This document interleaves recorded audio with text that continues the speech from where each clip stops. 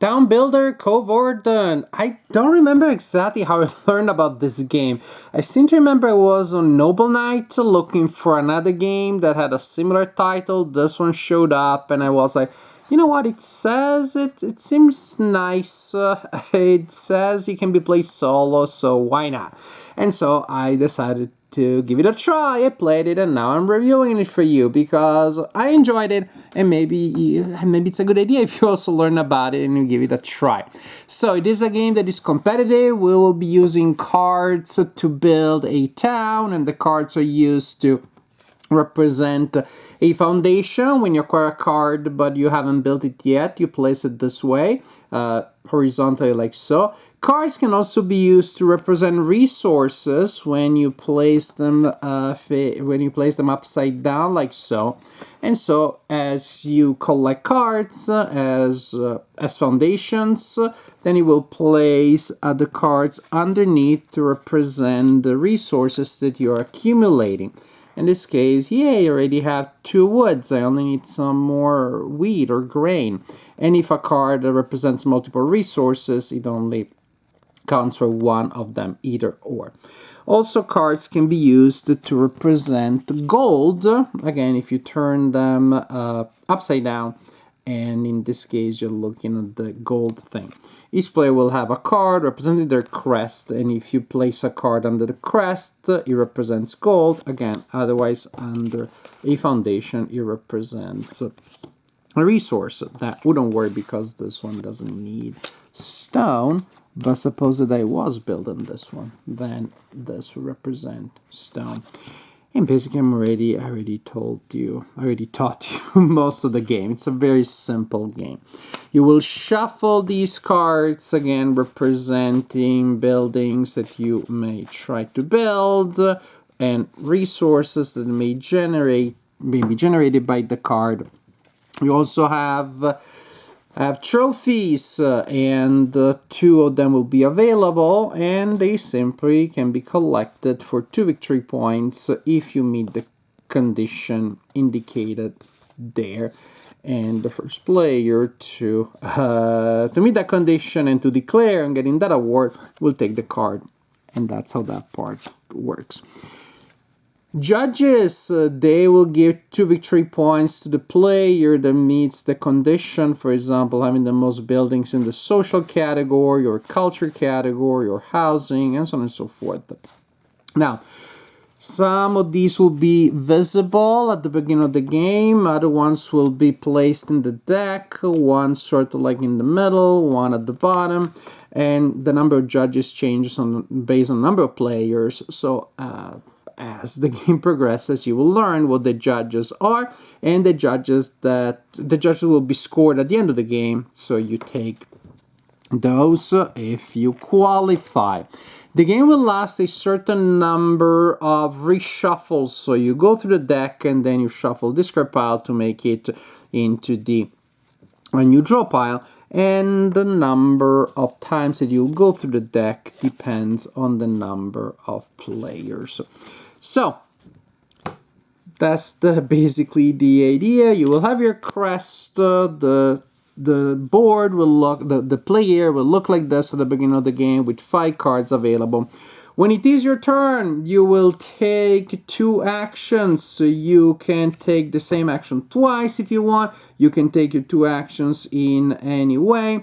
For an action, you can take a card from the center row of 5 and place it in your play area, like so, as a foundation. For an action, you can take a card as a resource and tuck it under a foundation that needs that.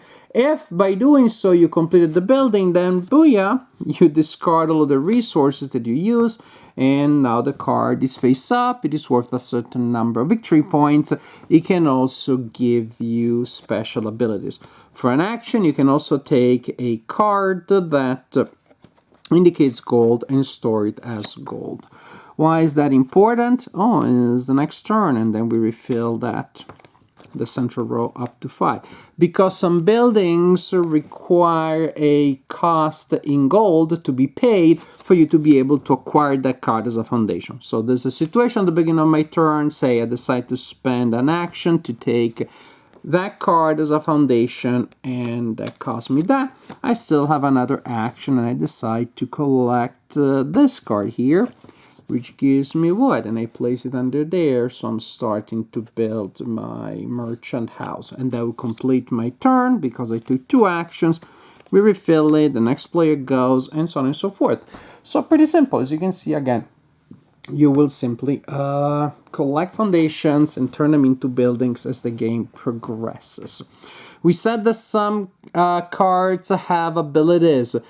You may end up having several abilities with this symbol here, with the star. During your turn, you can activate 1 star ability, and you do what it says, such as discard this building to have 2 coins, 2 gold to spend this turn, or move a resource between your foundations. Other abilities have the hammer. They are triggered only once per game, the turn in which you build the building. So you turn the foundation into a building, do what it says. And some other ones, very important, long-term things, the ones with the crown will only apply at the end of the game and will allow you to score more points based on the condition indicated by the card itself. This is another example, and there's another example. So this is the idea. Super simple. Build buildings, collect awards during the game. At the end of the game, assign the judges, add the points that come from the buildings themselves. The player with the highest score wins the game. As I said, the game can also be played solitaire. How so? Well, in this case, a judge will be placed at a specific location in the deck. Awards are still available there, but you can collect them only early on in the game, because once the judge that is in the deck is revealed, the awards are not available anymore. You take your turn as normal, performing your 2 actions. Say, I'm gonna collect these 2. Place them here. Now I have all resources, wood, rock, and wheat. Booyah. So I perform my 2 actions. I perform my 2 actions as normal. After that, I must discard 2 cards. There it is, out of the game. So to represent, to simulate the effect of other people taking cards, I refill the row, and then I decide what to do next. I perform my 2 actions. I decide to collect this foundation and also this foundation, because why not? Discard 2 cards, and so there are decisions there, like, I want to save that one for later because I think I'll need it. But maybe there are 2 cards you'd like to save for later. Well, too bad, you can't. You gotta decide which ones.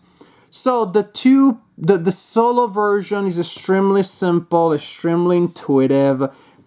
Basically, you play your turn, discard 2 cards, continue like this. There's a restriction again against the timing of the awards, but there is that. In the solo version, again, judges will be available, and you'll be able to score them if you have collected if you have built at least 3 of the buildings indicated in the judge category. Then you collect that judge. That's it.